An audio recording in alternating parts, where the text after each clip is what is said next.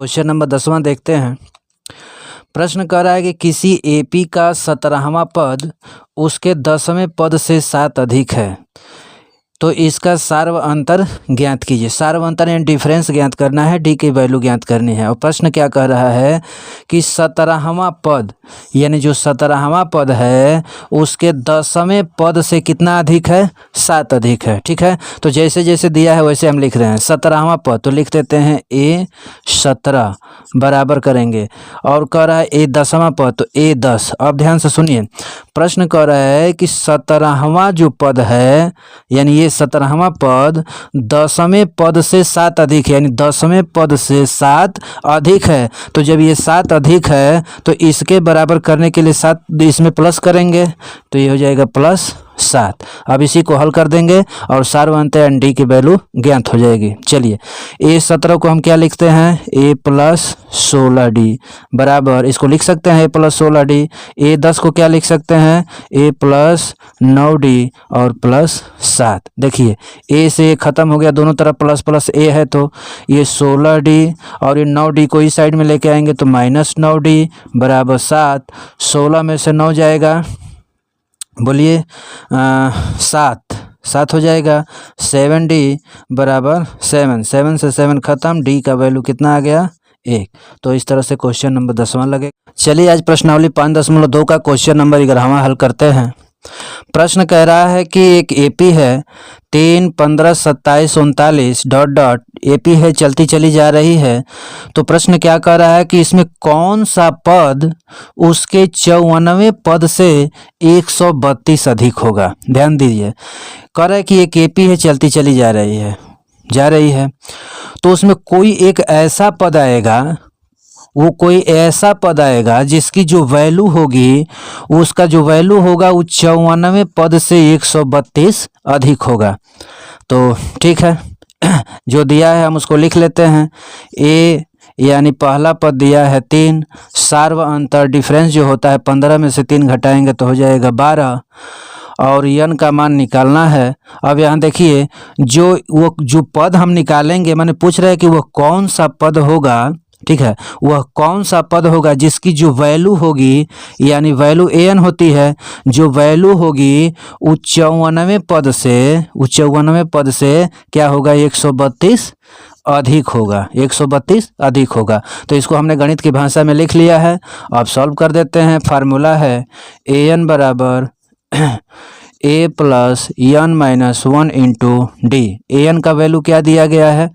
तो an का value है ए 54 + 132 बराबर ए का मान है 3 + n - 1 इंटू डी का मान है 12। चलिए ए 54 को हम क्या लिख सकते हैं? ए + 53d + 132 बराबर 3 प्लस ये 3 ठीक है, रहने देते हैं, और n - 1 इंटू 12। ए का वैल्यू यहाँ हम भर देते हैं क्या? 3। ठीक है, चाहे रहने देते हैं, एक स्टेप और चल लेंगे। तो ए का वैल्यू यहाँ भरेंगे 3 + 53d + 132 बराबर 3 प्लस n - 1 इंटू 12। देखिए 3 से 3 कैंसिल हो जाएगा।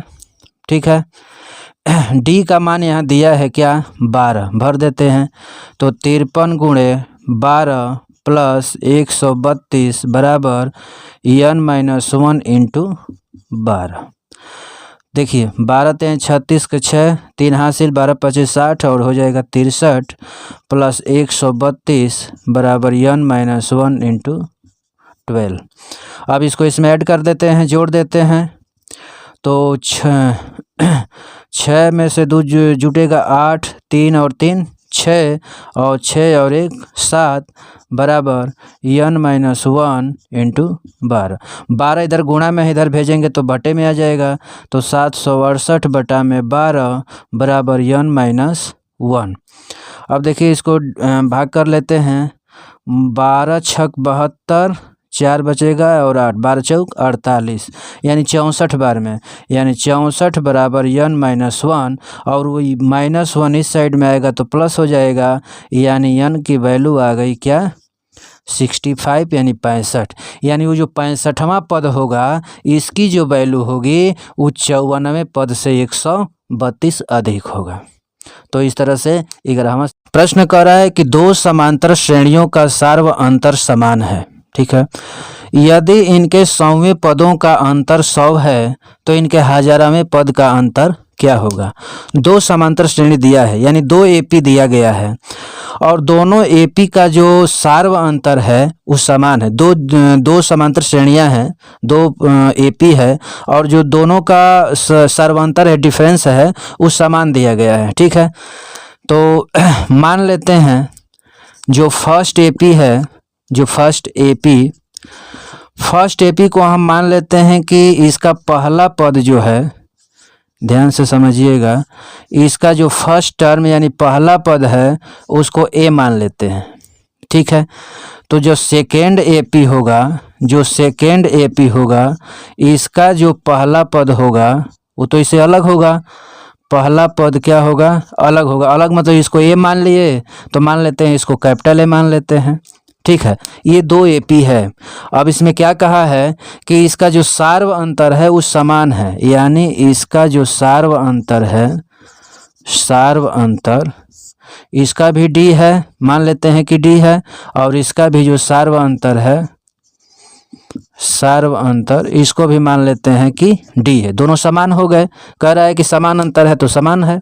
ठीक है, चलिए अब प्रश्न आगे कह रहा है कि यदि इनके 100वें पदों का अंतर, 100वें पदों का यानी फर्स्ट एपी का 100वां पद और सेकेंड एपी का 100वां पद का जो अंतर होगा वो कितना दे रहा है, वो 100 कह रहा है।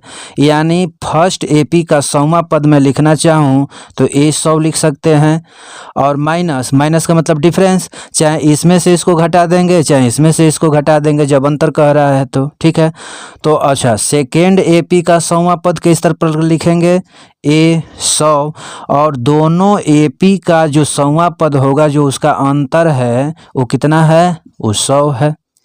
तो इसको हल कर लेते हैं।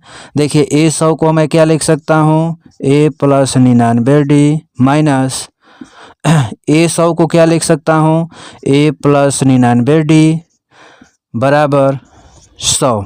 हल कर लेते हैं, ए प्लस 99D माइनस इसका माइनस का इसमें गुणा कर देते हैं तो ए माइनस का प्लस में होगा तो माइनस 99D का गुणा माइनस में होगा तो माइनस 99D बराबर 100। देखिए प्लस 99D से माइनस 99D खत्म, क्या बच गया, A minus capital A is equal to 100। इसको समीकरण नंबर क्या कर लेते हैं, 1 कर लेते हैं। ठीक है, अब जो पूछा है उसको हल कर लेते हैं। देखिए कह रहा है कि इनके 1000वें पद का अंतर, यानी फर्स्ट एपी का 1000वां पद और सेकेंड एपी का 1000वां पद का अंतर हमको ज्ञात करना है।